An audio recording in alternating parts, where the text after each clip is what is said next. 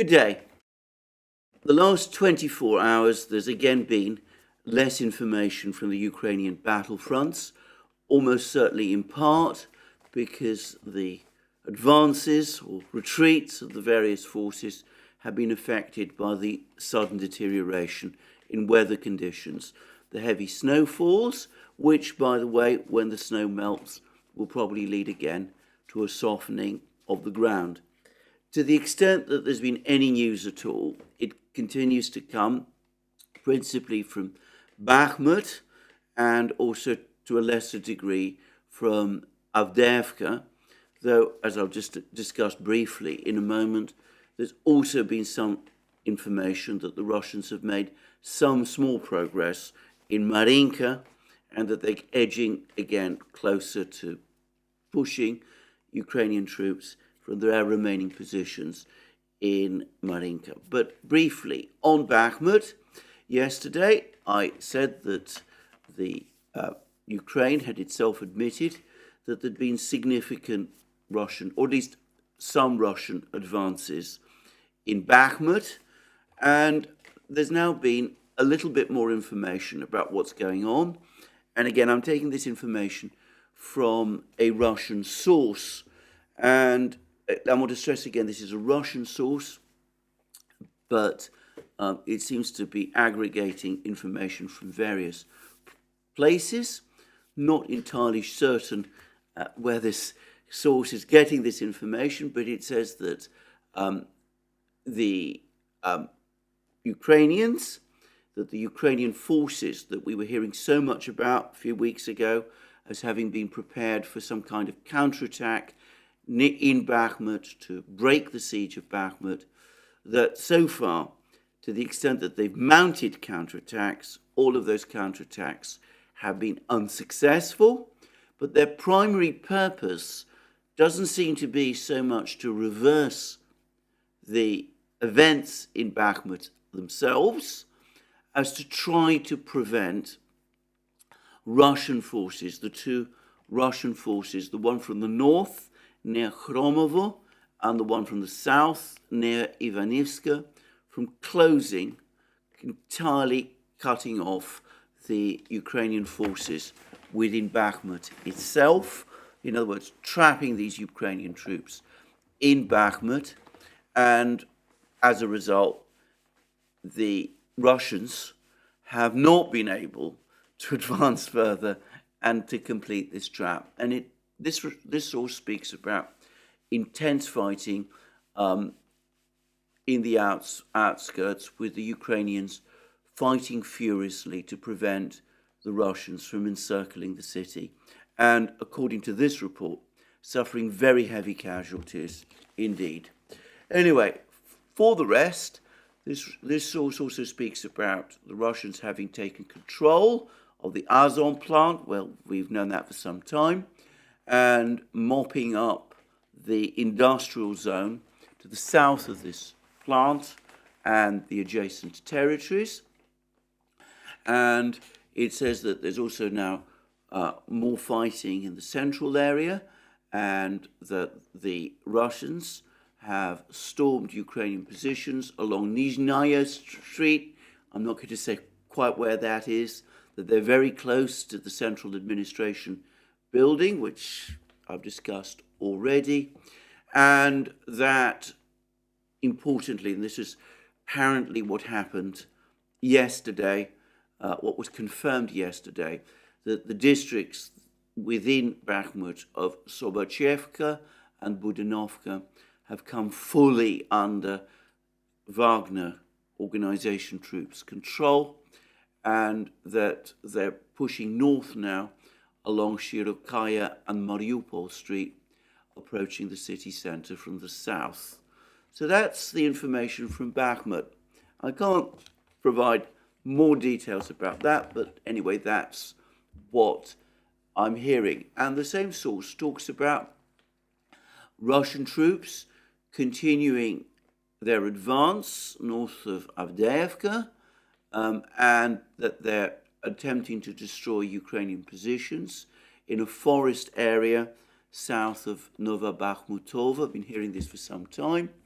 and that the Ukrainians are becoming increasingly worried that Avdiivka is soon going to be surrounded, and that they've banned journalists and volunteers from entering Avdiivka, and that mobile phone communications to the town have been cut to prevent the few remaining pro-Russian citizens in the town.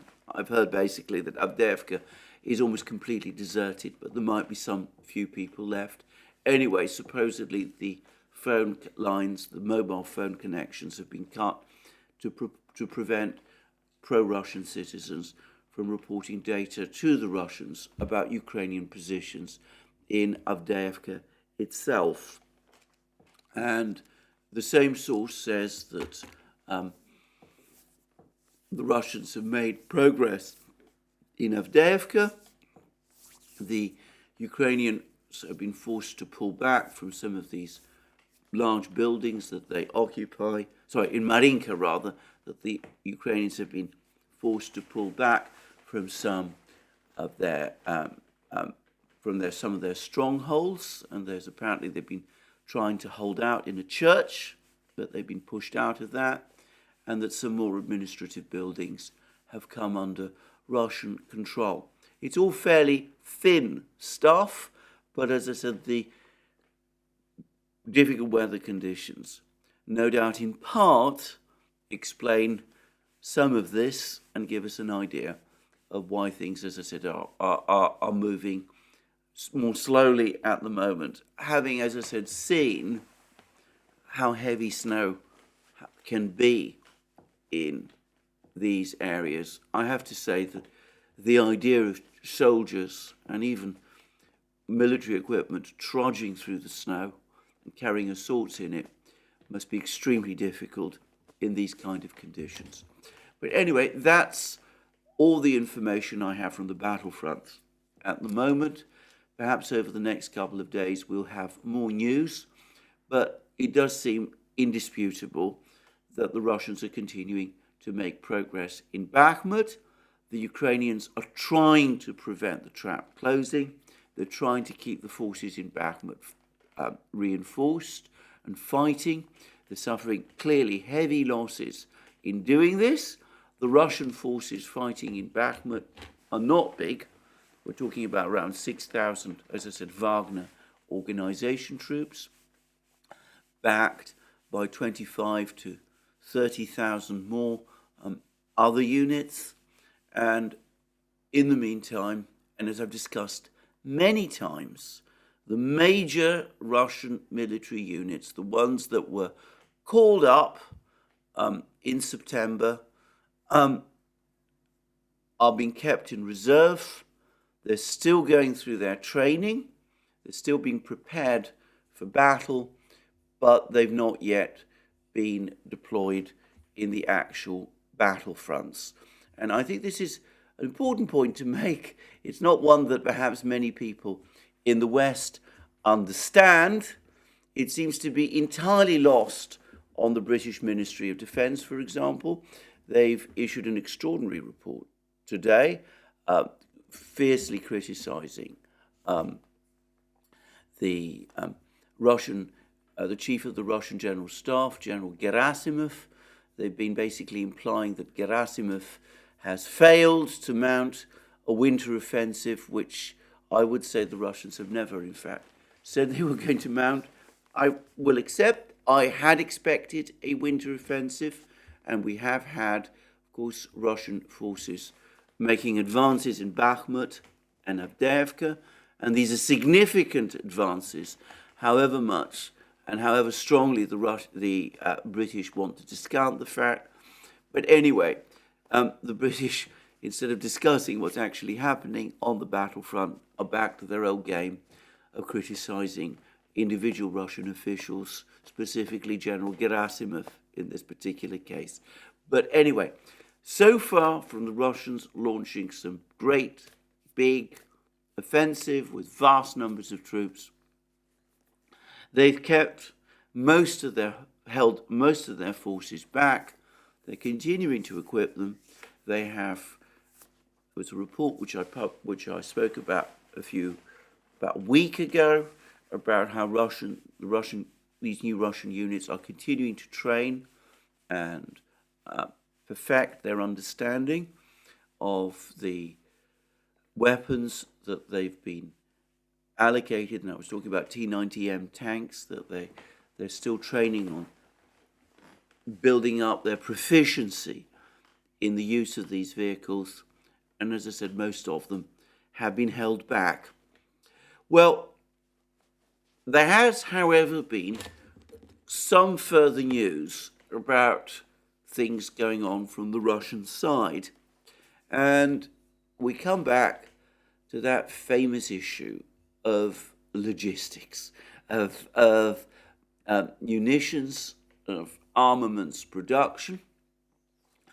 And in fact, we've now got a report that Shoigu, Russia's defense minister, has now held a meeting on weapons supply for the troops at the headquarters of the Joint Group of Forces. That's the command of the Russian forces in Ukraine. Joint Group of Forces, this headquarters, we now know from the Russians, is located at Rostov-on-Don. And I've noticed, by the way, that the British Defence Ministry doesn't mention this report, but anyway, this is what it says. The Russian Defence Minister, Army General Sergei Shoigu, visited the headquarters of the Joint Group of Forces to hear reports on the current situation and hold a meeting with group commanders and deputy defence ministers on weapons supply to the troops. Shoigu pointed out that the Russian government and defence ministry keep weapons supplies under constant control, and Shoigu said that Russia has significantly increased the production of high-precision weapons. Steps to, and this is a quote from him, steps to expand production capacities and improve productivity have made it possible to significantly increase the production of weapons for the troops, including conventional and high-precision weapons. All this allows us to achieve the goals set by the Supreme Commander-in-Chief, in other words, Putin, based on the plan of the special military operation. So we're now told that there is, in fact, a plan. We've never been, as far as I'm aware, actually told about this up to now, but apparently the Russians are working to some kind of a plan. One wonders when exactly that was formulated. It may be a different plan from the one that they were working from earlier. But anyway, there is a plan, and Russian forces are accumulating, and they're getting more military equipment. And Shoigu seems to be talking about more arms supplies, but he's had a meeting in Rostov-on-Don with the various commanders and with the deputy defense ministers to find out how much more weaponry and equipment and presumably time to prepare these various commanders need. And the report finishes by informing us that the meeting's participants also discussed ways to further increase weapons supply to the Russian troops, including the need to improve the efficiency of the logistics system. So there's been a big meeting in Rostov-on-Don discussing all of this, and this comes directly after Shoigu's trip to the Urals, to Sverdlov region and to Kirov region, presumably to and to Chelyabinsk region, presumably visiting factories like the Chelyabinsk tractor factory and whatever other production facilities exist in the Kirov region, and looking at the question of ammunition supply, of shell production, which is now increasingly clear is becoming the central issue in this war. More than any other single factor, it's production of shells, output of shells, which is likely to decide, which will decide the immediate outcome on the battlefields. And of course, not just production of shells, but also equipment, munitions, and of course, build up of forces, of manpower. And in fact, there have been lots of reports recently that Ukraine's reserves of trained manpower are running down. Ukraine does have, or still continues to have, large numbers of men in uniform, but they don't possess the same level of training that the army that the United States trained up in the years between 2014 and 2022, the levels of training that those forces achieved. Those men who'd been trained up to that level of proficiency are now dead or wounded, most of them, and unable to participate further, or so it seems, in the war. At least most of them apparently are in that situation. So that's what the Russians are doing on that side. And if I can just return to the British, as a person who is British and who lives in Britain, I have to say that this constant carping at the Russians, this constant goading of the Russians, seems to me to be really rather strange, given the actual state of the British armed forces. We are, by our own admission, would struggle to put together a force of 25,000 men, to take on a battle, to fight a battle anywhere. Our tank and equipment levels are disastrously depleted, as are our ammunition levels. Our military industries are extremely run down. 25,000 men is smaller than the force that the Russians are operating in Bakhmut, and smaller than the force that the Ukrainians have deployed to try to defend Bakhmut. It's entirely clear to me that if Britain by itself were to take on the Russian military, we wouldn't survive, if it was just a conventional war, more than about a week.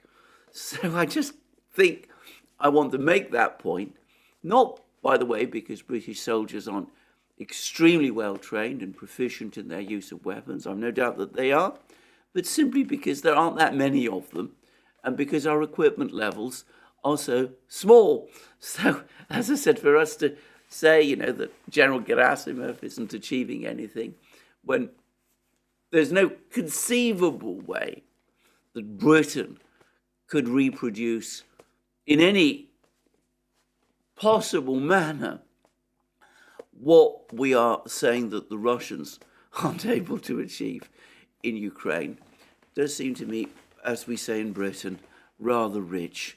But anyway, I'm not going to waste more time on what the British have said, because there's been a much more interesting person who has been discussing the state of the conflict, and that person is none other than General Mark Milley, the chairman of the Joint Chiefs of Staff. And I have to say that it's becoming very difficult for me to keep up with General Milley, because he says one thing one day, he says something completely different the next. So he goes to the House Armed Services Committee, that's to say to Congress, and he gives an extremely optimistic picture of what's going on in Bakhmut. He suggests that the Ukrainians are doing incredibly well there. All is well for the Ukrainians in Bakhmut, and they're inflicting huge losses on the Russians in Bakhmut, even though he admits that the actual force that appears to be fighting in Bakhmut, the force that the Wagner organization has actually committed to Bakhmut, is around 6,000 men, which is far too small for it to have absorbed some of the losses that Ukraine is claiming to have inflicted upon it. But then, as I said, after giving that very optimistic spin of events to the House Armed Services Committee, he comes and gives an interview to Defense One. Now, Defense One is one of that endless myriad of publications in the United States that deal with defense topics and foreign policy topics. The vast majority, I would say, from a neocon perspective. It doesn't seem to me that Defense One is any different. To my mind, it looks very much as if it's one of those publications that's heavily aligned with the US military-industrial complex. So you're not going to find there much critique of the state of the war. But anyway, at least of the US role in the war and of Ukraine's conduct of that war. Anyway, Milley turns up and he gives a bleak overall assessment of Ukraine's prospects. Now, we're not given the full text of the interview, but we're told this. Ukraine is unlikely to expel all Russian forces from its territory this year, the top US officer said Friday, giving a grim reality check to the expressed goal and hopeful ambitions of policymakers, diplomats, and defense leaders from Washington to Kiev. I don't think it's likely to be done in the near term for this year. Zelensky, this is a direct quote from Milley, Zelensky has publicly stated many times that the Ukrainian objective is to kick every Russian out of Russian-occupied Ukraine. And that is a significant military task. Very, very difficult military task. You're looking at a couple 100,000 Russians who are still in Russian-occupied Ukraine. So a couple 100,000. Doesn't give an exact figure. Now, I presume, by the way, the Pentagon knows or has a pretty shrewd idea how many Russian forces we're talking about in Ukraine, but he won't give a figure. He says it's a couple 100,000 who are still in Russian-occupied Ukraine. And then he goes on to say, I'm not sure, saying it can't be done. I'm just saying it's a very difficult task. But that is their objective. They certainly have a right to that. That is their country, and they are on the moral high ground. And then, in fairness, Milley says that Russia has failed strategically, operationally, and now they're failing tactically as well. And we have heard that he said that he told the House Armed Services Committee that they're getting slaughtered in Bakhmut and all that. But as I said, this from the man who's given a grim reality check about the state of the war. Things, Ukrainian objectives are unachievable, unattainable. We were being told a short time ago that Ukraine's prospective spring offensive is its last-ditch effort. Ukraine needs a successful offensive in order to knock out the Russians and to get itself in a strong negotiating position. But Milley clearly doesn't think it's going to achieve its objectives this year, which begs the question of whether he actually believes that Ukraine can win this war at all. And then he tells us more about US military stocks, and he talks about ATACMS, long-range missiles, and he talks about this. He says, well, there's a policy decision to date not so far to provide these ATACMS missiles. And then he says, I would never predict anything on the table, off the table for the future. So you see that he's already spinning. He says, we've decided not to provide ATACMS missiles, though, of course, perhaps one day, sometime, at some point in the future, we may do. And then he goes on to say this. From a military standpoint, we have relatively few ATACMS. We do have to make sure that we maintain our munitions inventories as well. And the range of the weapon, I think there is a little bit of overstating of what an ATACMS can do and can't do. You're looking at a single shot So think of a musket versus a repeating rifle. Whereas the GMLRS, these are these bombs, these small diameter bombs. The GMLRS is the HIMARS. Fires 6 shots and ATACMS fires 1. Now the range of ATACMS is longer, but there's other systems that can get you that range.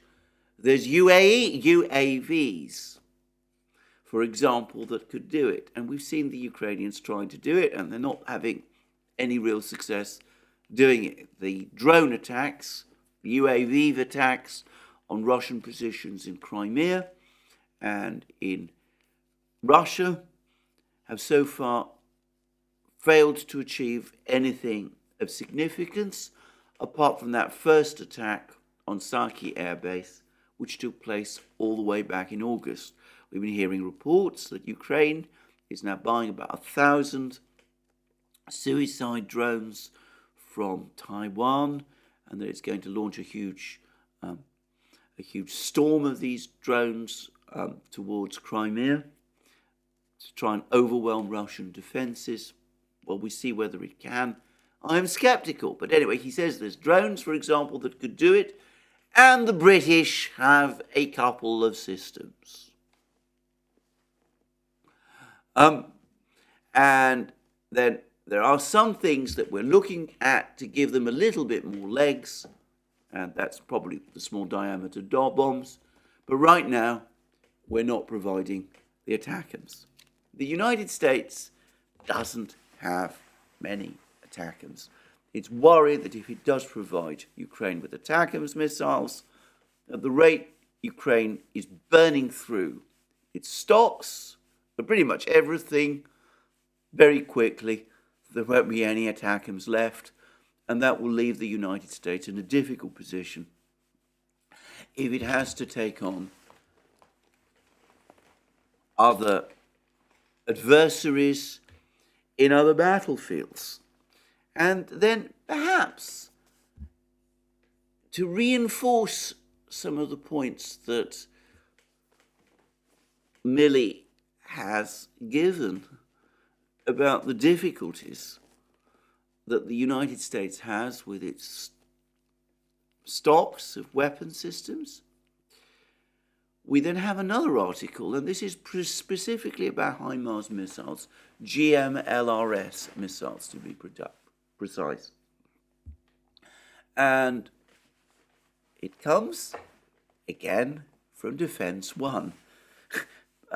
It seems to me almost as if these two pieces in Defense One, the interview with Milley and this article explaining the problems with HIMARS missiles production, well, they're not coincidental. They've come with the purpose of one giving support to the other. And the title of the article reads, "Why It's Hard to Double GMLRS Production." And it then goes on to say Ukraine could use more of the devastating artillery rockets, but Lockheed says tooling, labour and supply chain problems prevent big leaps in production. And the article goes on to say this: Ukraine has eagerly used the heavy artillery rockets known as GMLRS. Can I stress these are HIMARS missiles? And it's not alone in wanting the weapons stocked in national arsenals. And that's an important point because the United States needs to retain some of these missiles for its own use, and it's also supplying similar missiles, these same missiles, to various of its allies, and they would not look with favour upon the United States if it stopped supplying them with missiles because it was shipping all of them to Ukraine. So that's the first thing to say. And then we go on to read, Lockheed Martin can't make the long-range precision munitions any faster unless it gets more machine tools, skilled labour and parts, a company representative said this week. Lockheed is currently at its full annual production capacity of 10,000 guided multiple Launch Rocket Systems, or GMLRS rockets, said Becky Withrow, Lockheed's Director of Business Development for Tactical Missiles, in an interview Tuesday during the association of the US Army's Global Force Symposium. The company is adding tooling and testing machines so that it can make 14,000 of the rockets in 2024. But doubling annual production would likely take 2 or more years. She said the biggest stumbling block is the availability of machine tooling and testing equipment.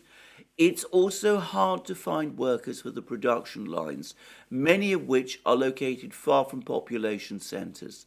The company is only running one shift producing the missiles, but it has the capacity to temporarily do a second shift. Finally, there are supply chain problems. Certain components for GMLRS rockets are also needed for other missiles. She noted that there are only 2 rocket manufacturers in the United States. She also said that one GMLRS subcontractor also makes components for another in-demand missile, the anti-tank Javelin, and increasing production from one would mean taking production from the other. And then we're given numbers, and we're told the United States is buying 5,910 GMLRS munitions in 2023 and has requested authority from Congress to buy a further 5,016 rockets in 2024. The service is pursuing authorization for multi-year buys of missiles. Director of Army Budget, Major General Mark Bennett, told reporters on March 16th, echoing comments by Army Secretary Christine Wormuth. Such purchases save money and spur industry to boost production. International interest is also high, Withrow said, particularly in countries near Russia who've seen the weapon's effectiveness in Ukraine. In November, the State Department approved Finland's request to buy $535 million worth of these missiles and related equipment.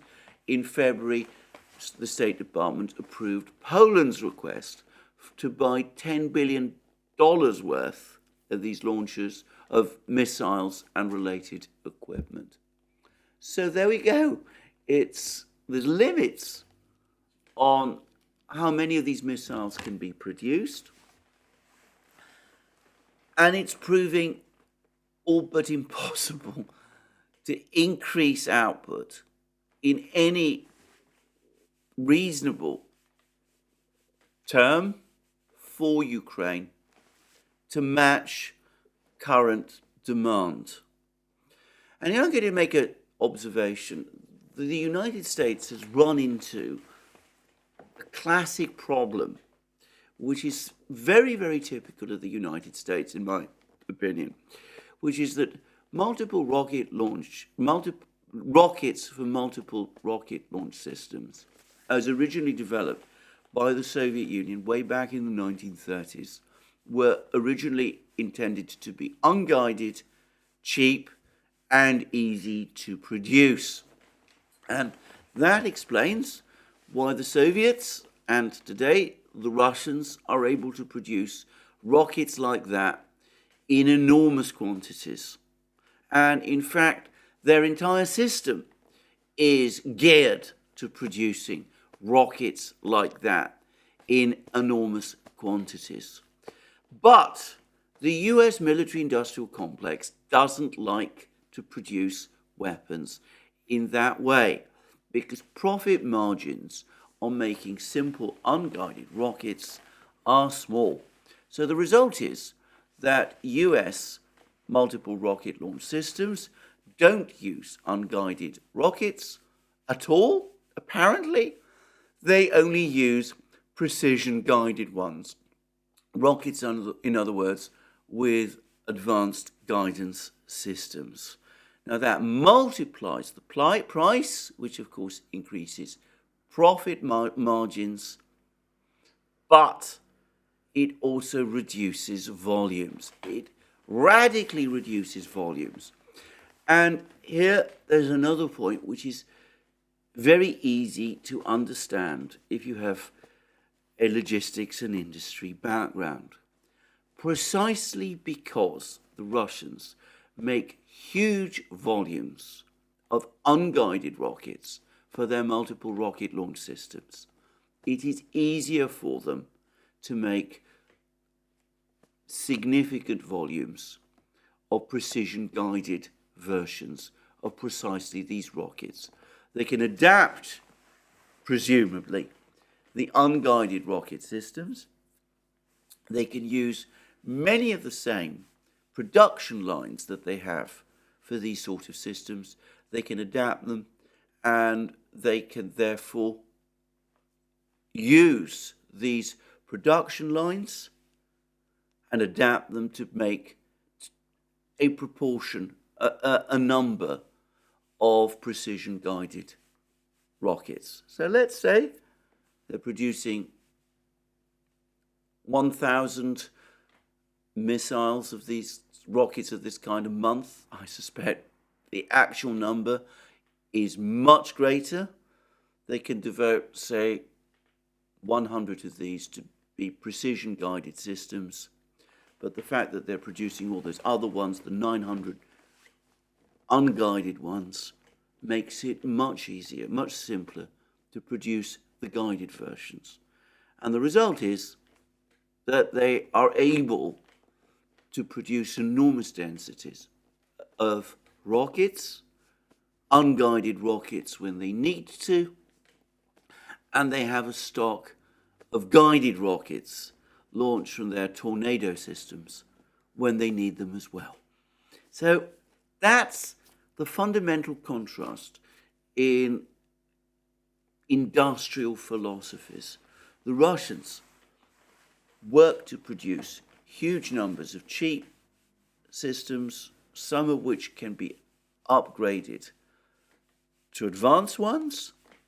The United States makes only advanced systems, which means that it lacks the volumes and it lacks the capacities to produce more.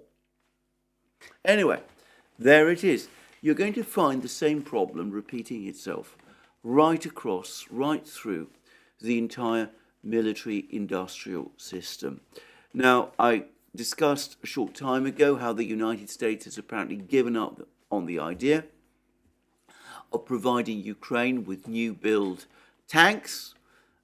It's decided that instead it's going to bring out some of its very early M1 Abrams tanks out of stock.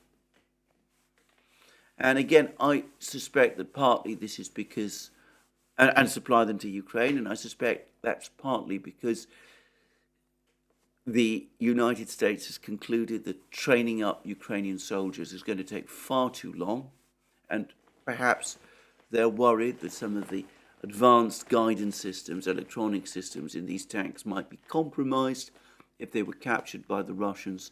So, well, why not provide tanks with early 1980s technology, which, for all I know, might be good enough. But I can't help but wonder whether partly the reason is that making these 31 new tanks for Ukraine is simply taking too long.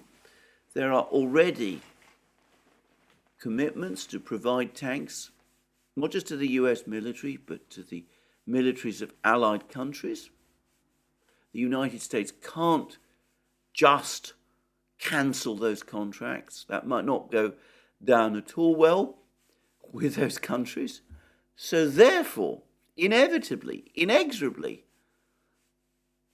since it's so difficult to increase production numbers, you're driven back to providing old tanks from your stock. And that's what the United States has been driven to do. Now, I understand it's not just the United States that's running into these problems. I mean, Milley talked about how Britain could provide some long-range systems to Ukraine. I've already said that assuming that the British are able to do such a thing simply doesn't take into account the real condition of the British armed forces. Britain doesn't have the production base to provide weapons of this kind to Ukraine in anything remotely approaching the necessary volumes. The German defense minister, Mr. Pistorius, has now come out and has said that Germany is also going to struggle to provide more weapons to Ukraine.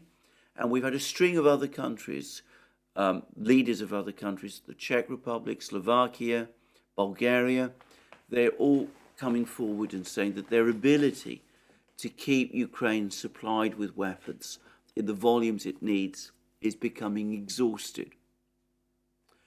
Whereas, as I said, we see Shoigu, the Russians, they are cranking up.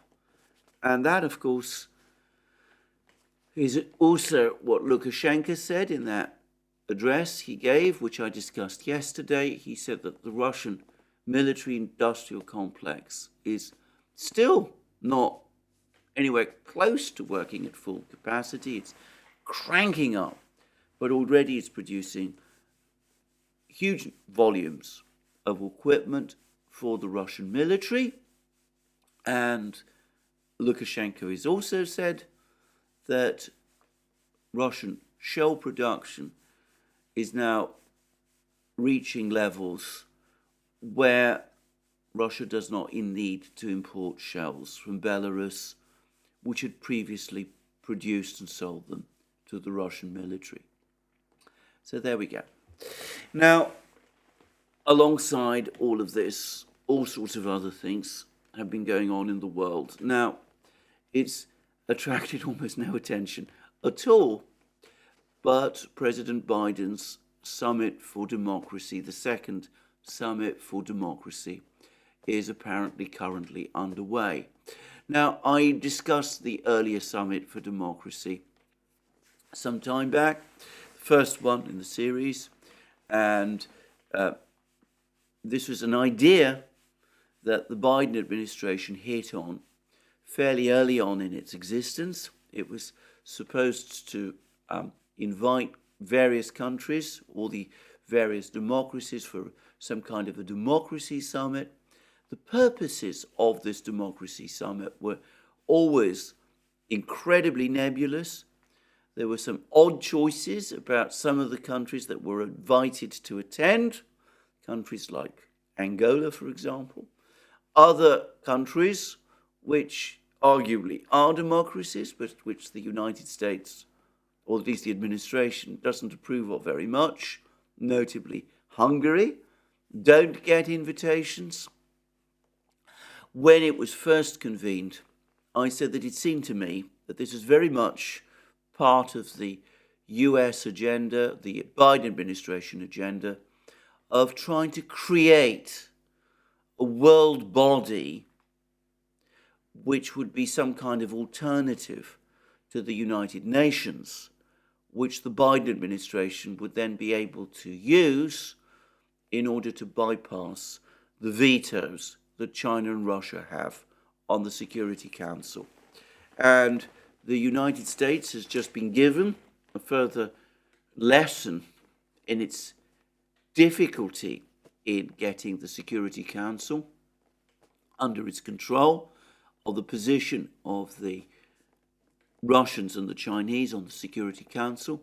Russia has now assumed the presidency of the UN Security Council, and as the US has bitterly admitted, there is nothing at all that the United States can do about it. Well, my speculation that the democracy summits were intended to set up some kind of alternative UN, shortly afterwards were also repeated in the Chinese and Russian media. I'm sure that was the case. I'm sure that was the original idea. But as we've seen from the fact that this particular democracy summit is receiving virtually no attention, it's been barely commented on or discussed in the international media at all, well, that idea seems to have died a death.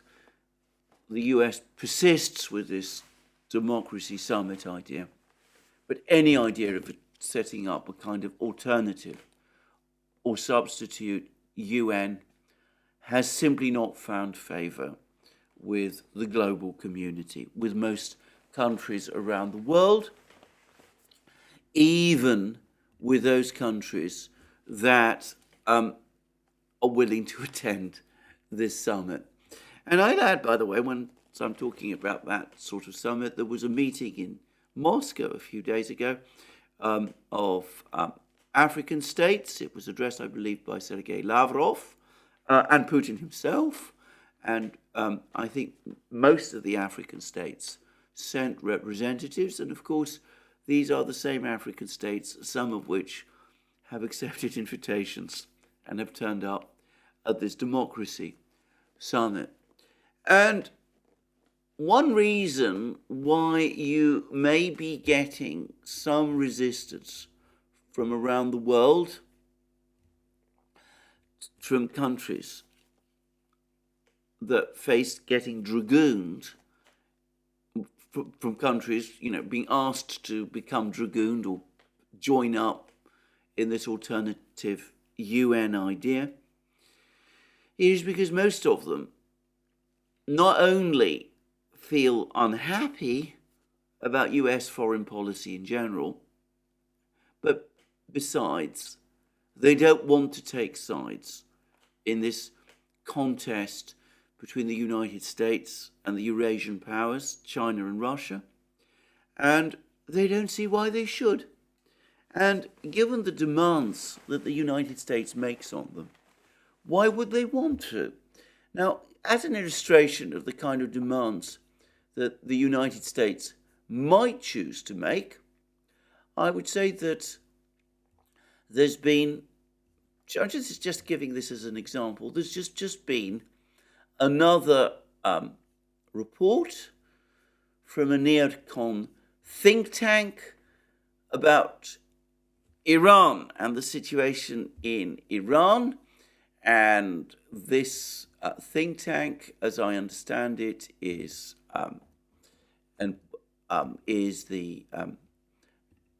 the Center for a New American Security, and it's provided us with a fascinating idea of the kind of approach that the United States often takes, because this is all about Iran, and it seems to be suggesting a policy of going after, in other words, killing, assassinating Iranian leaders.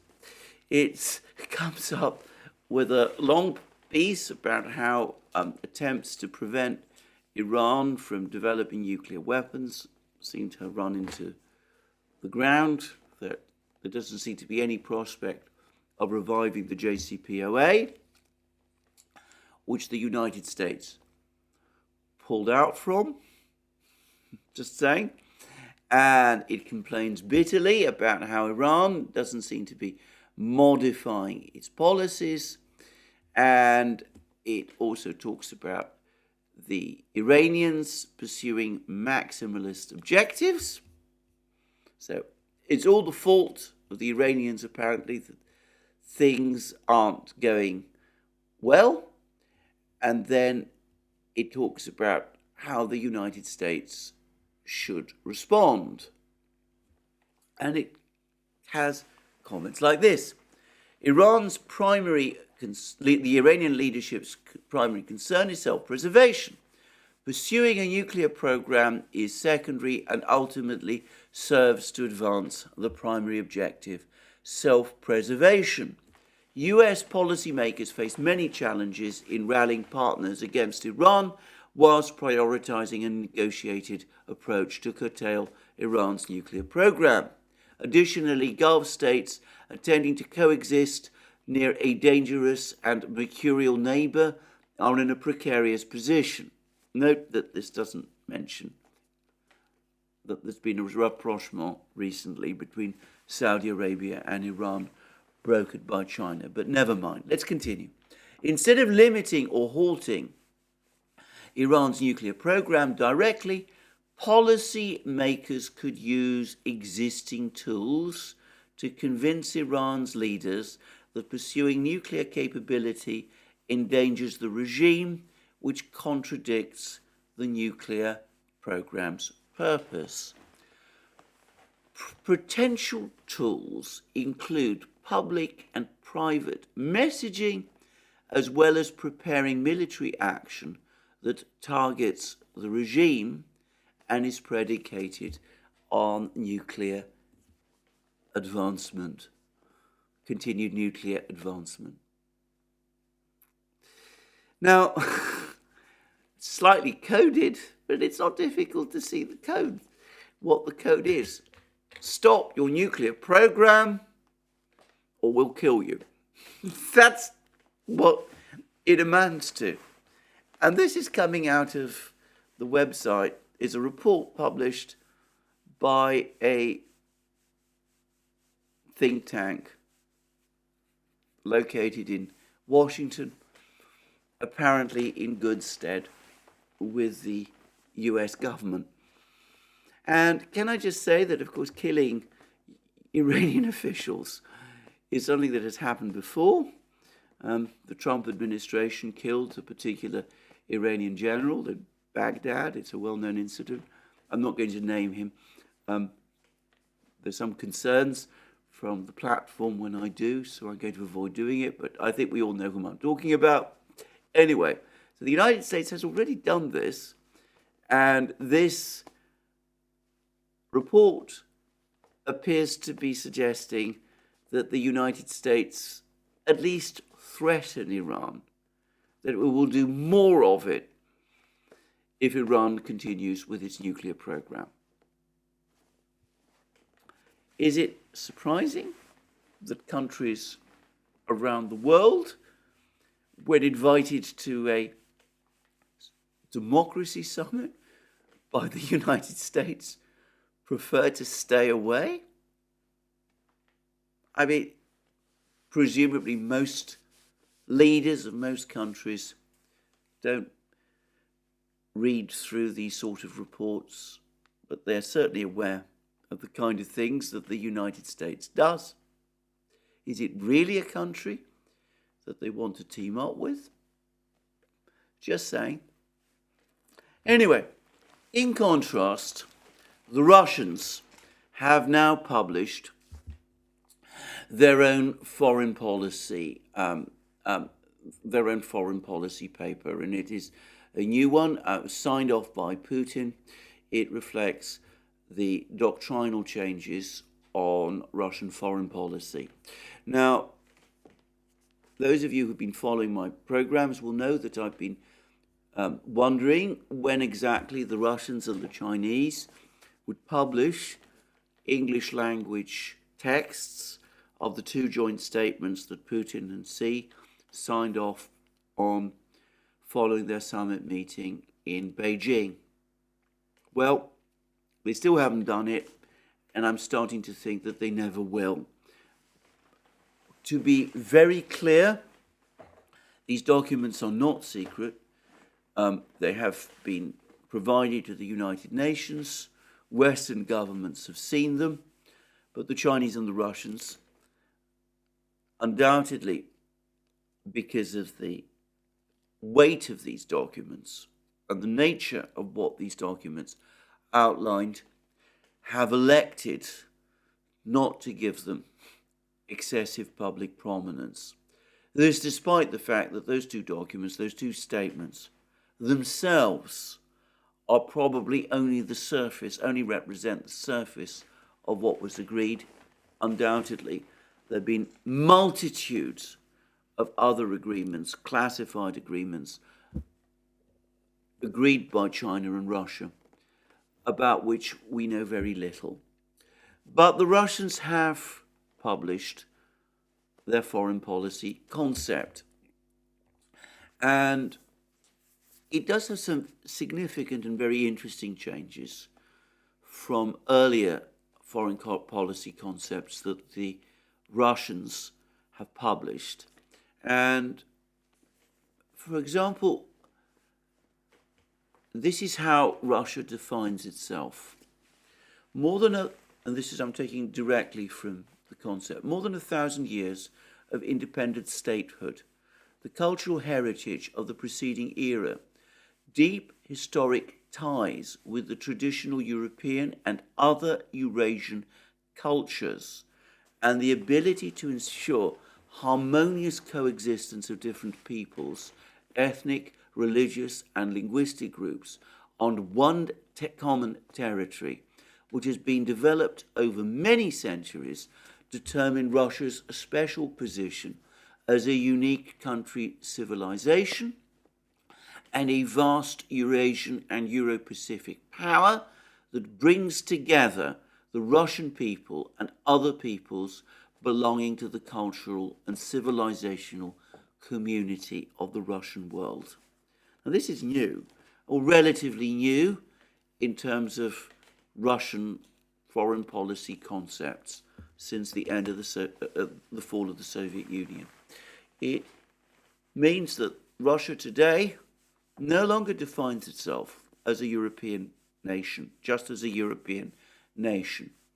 It speaks instead of itself being a unique country civilization and a Eurasian and Euro-Pacific power. And notice, it's very careful to define itself as a country which, whilst having the Russian people as its core, is a family of different nations, even though, by the way, the other nations form only around 20% of the Russian population, but that's an aside. But anyway, they all form part of a community. They all enjoy within Russia equal rights with each other. They understand and accept and work together harmoniously, and they form this unique country, which is a country civilization distinct from Europe and other Asian states, and which is a vast Eurasian and Euro-Pacific power.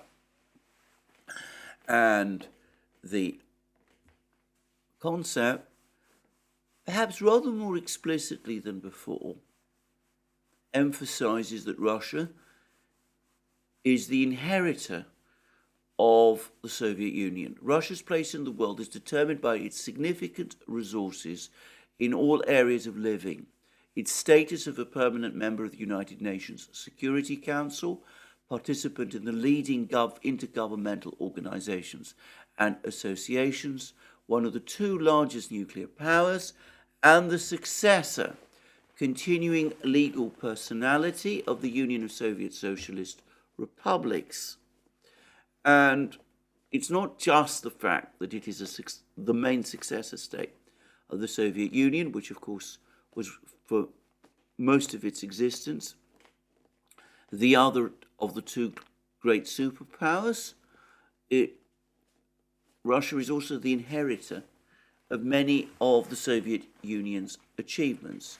Its decisive contribution to the victory in World War II and its active role in shaping the contemporary system of international relations and eliminating the global system of colonialism.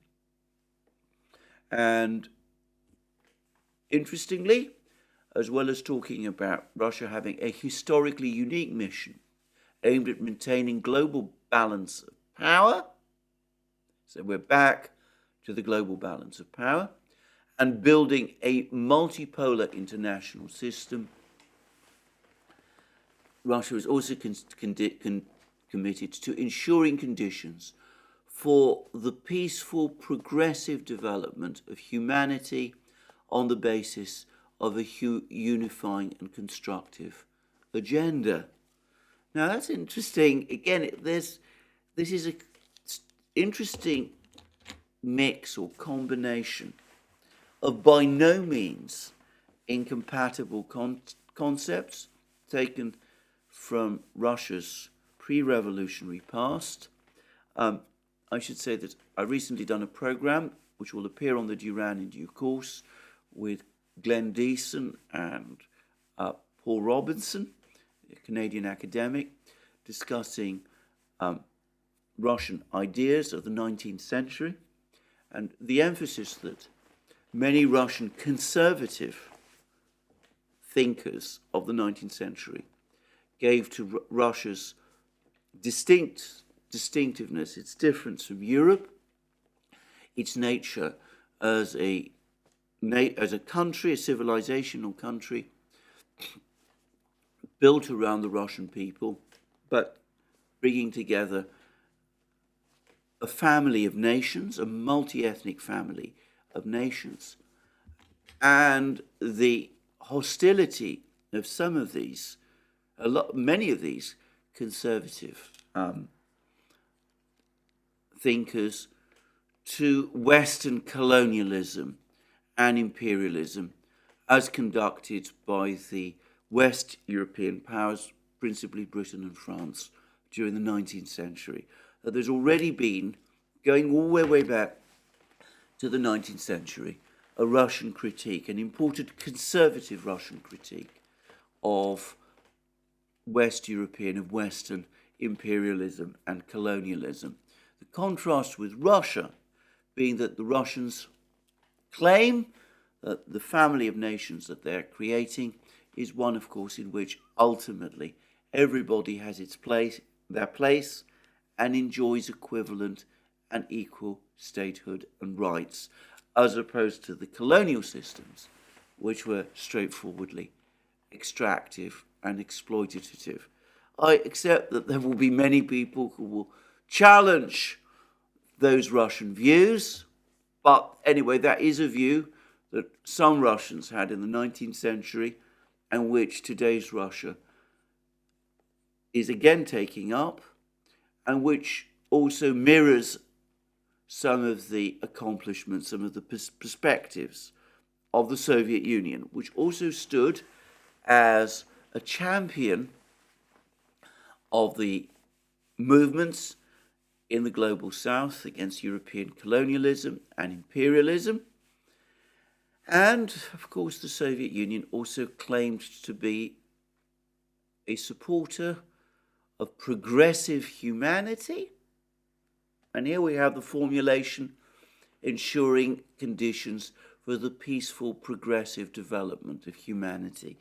The phrases are not exactly the same, but the Soviet formulation of progressive humanity, the Soviet Union at the head, very common in Soviet literature and slogans of the Soviet era. It's perhaps finding a sort of pale mirror in this foreign policy concept. So here we see the Russians already separating themselves from the West and distinguishing themselves from the Western powers and drawing on ideas from their past, both from the 19th century and from the Soviet era.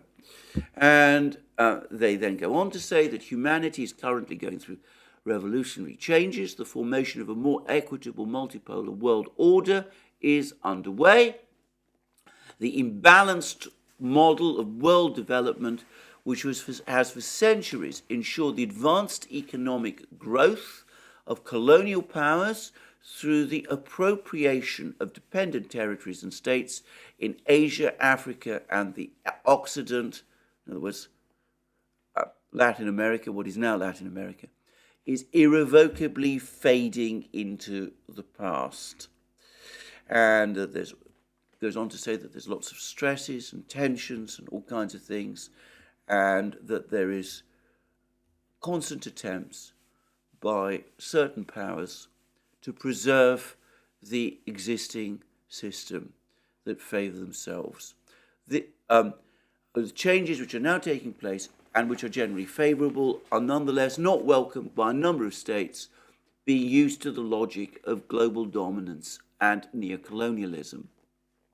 These countries refuse to recognise the realities of a multipolar world and to agree on the parameters and principles of the world order accordingly.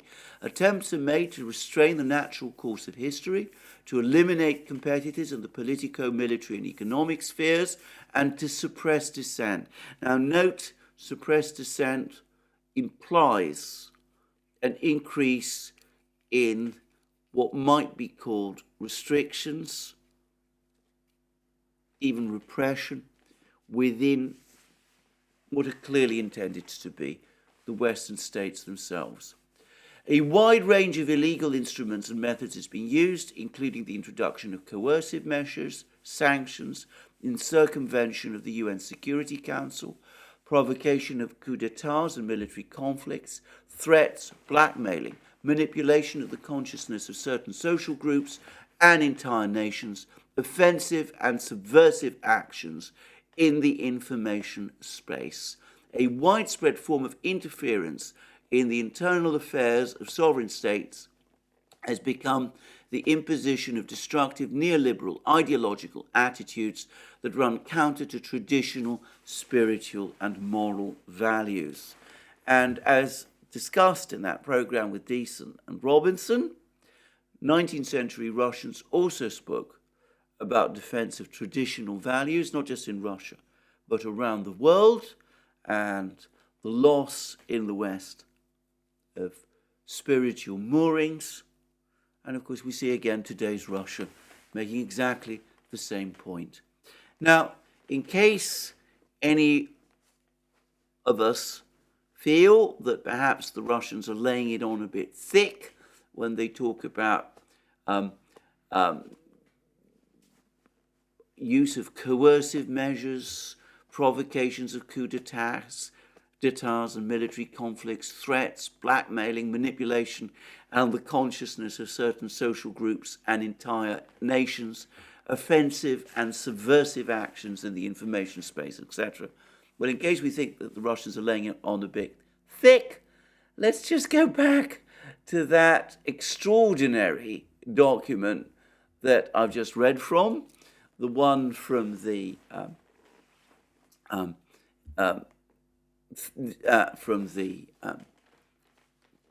report from the think tank. Potential tools, this is again, include public and private messaging, as well as preparing military action that targets the regime and is predicated on nuclear advancement. As I said, and these are tools to convince Iran's leaders that pursuing nuclear capabilities endangers the regime, which contradicts the nuclear program's purpose. So the Russians, when they talk about threats and blackmail and all sorts of other things like that, well, we can see that they have a point, that it does actually happen. And then there's a great deal that in the report, serious pressure has been put on the UN and other multilateral institutions.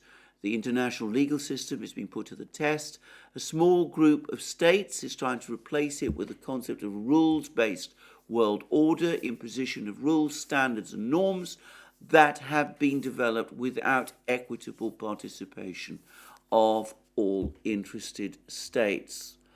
And then, of course, the article, this concept paper from the Russian Foreign Ministry does discuss Russia's relations with the West and with the United States. And importantly, it identifies the United States at present as the main threat to Russia, though it does so in an interesting way. And I'm going to read what it says here. Considering the strengthening of Russia as one of the leading centers of development in the modern world and its independent foreign policy as a threat to Western hegemony, the United States of America and their satellites, note that the the US's European allies, according to the Russian concept, have now been demoted to the level of satellites, use the measures taken by the Russian Federation as regard Ukraine to protect its vital interests as a pretext to aggravate the long-standing anti-Russian policy and have unleashed a new type of hybrid war. It is aimed at weakening Russia in every possible way, including undermining its constructive civilizational role, power, economic and technological capabilities, limiting its sovereignty in foreign and domestic policy, violating its territorial integrity. This Western policy has become comprehensive and is now enshrined at the doctrinal level. This is not the choice of the Russian Federation. Russia does not consider itself to be an enemy of the West, is not isolating itself from the West, and has no hostile intentions with regard to the West. Russia hopes that in future the states belonging to the Western community will realize that their policy of confrontation and hegemonic ambitions lack prospects and will take into account the complex realities of a multipolar world and will resume pragmatic cooperation with Russia, being guided by the principles of sovereign equality and respect for each other's interests. The Russian Federation is ready for dialogue and cooperation on such a basis. So the West is trying to beat Russia into submission. It won't succeed, but eventually the Russians still hope that at some point the West will come to its senses and will treat with Russia as an equal partner, accepting its sovereignty and its equality in international terms, but that is the only basis upon which Russia is prepared to treat with the West from now on. The Russians will never agree in future, in any situation, to any kind of position where they are treated by the Western powers as inferiors. And as to who the Russians see as their primary allies, well, we have two sections. The first relates to the People's Republic of China, and we're told that Russia will seek a comprehensive deepening of ties and enhancement of coordination with friendly global centers of power and development, and aims at further strengthening the comprehensive partnership and strategic cooperation with the People's Republic of China, and focuses on the development of a mutually beneficial cooperation in all areas, provision of mutual assistance and enhancement of coordination in the international arena to secure security, stability, and sustainable development at the global and regional levels, both in Eurasia and in other parts of the world. And at the same time, Russia will continue to build up a particularly privileged strategic partnership with the Republic of India, with a view to enhance and expand cooperation in all areas on a mutually beneficial basis, and place special emphasis on increasing the volume of bilateral trade, strengthening investment and technological ties, and ensuring their resistance to destructive actions of unfriendly states and their alliances. So Russia is not choosing between China and India. It is working towards strengthening relations with both. And both of these two countries, China and India, despite the difficulties that they have with each other, understand this and are reciprocating. With the Russians, it is not you're with us or against us.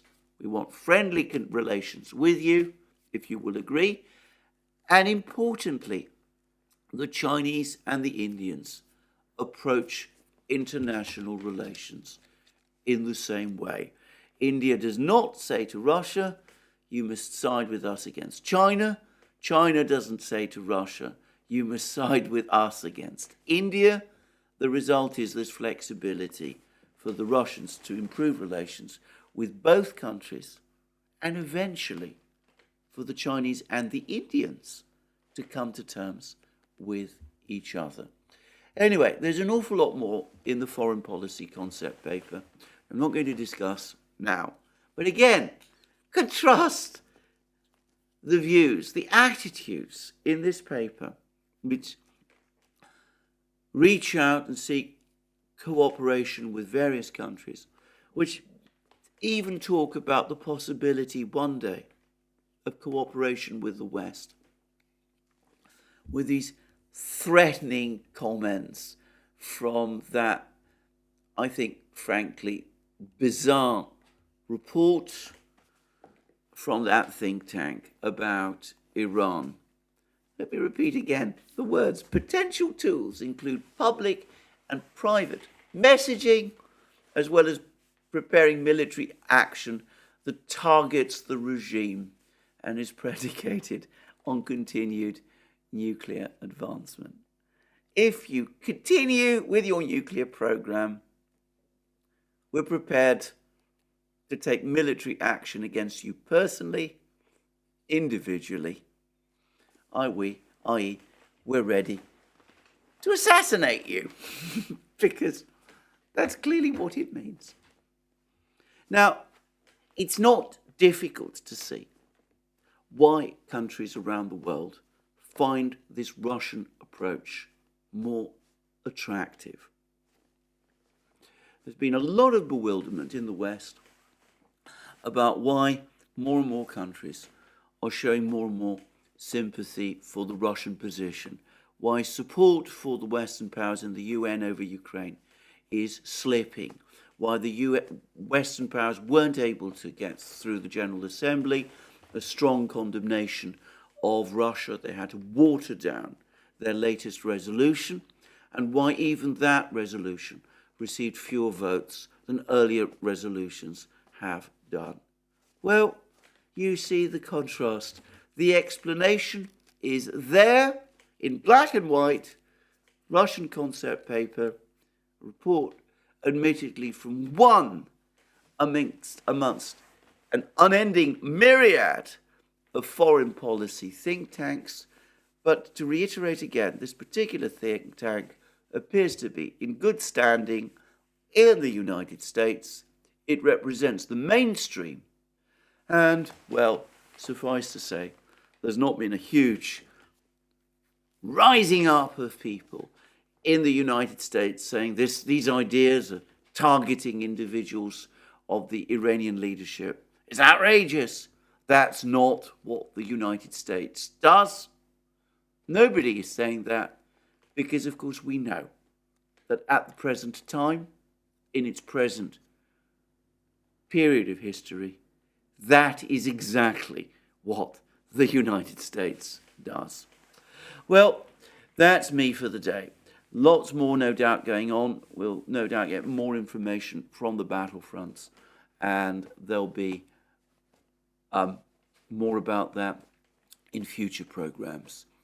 In the meantime, it's fascinating for me, at least, to see the differences between military production rates in Russia and the West, and the problems the once mighty Western industrial systems are now having, producing weapons. And it's also fascinating to see the differences in rhetoric, and to some extent, it must be said, also in practice, in the conduct of foreign policy between the Western powers and the Russians, and not just, of course, the Russians, but other countries as well. Well, thank you for joining me again today. More from me soon. It only remains for me to wish you a very good day, and to remind you that you can find all our videos on our various platforms: Locals, Rumble, BitChute, ODYSEE, Rockfin, Telegram.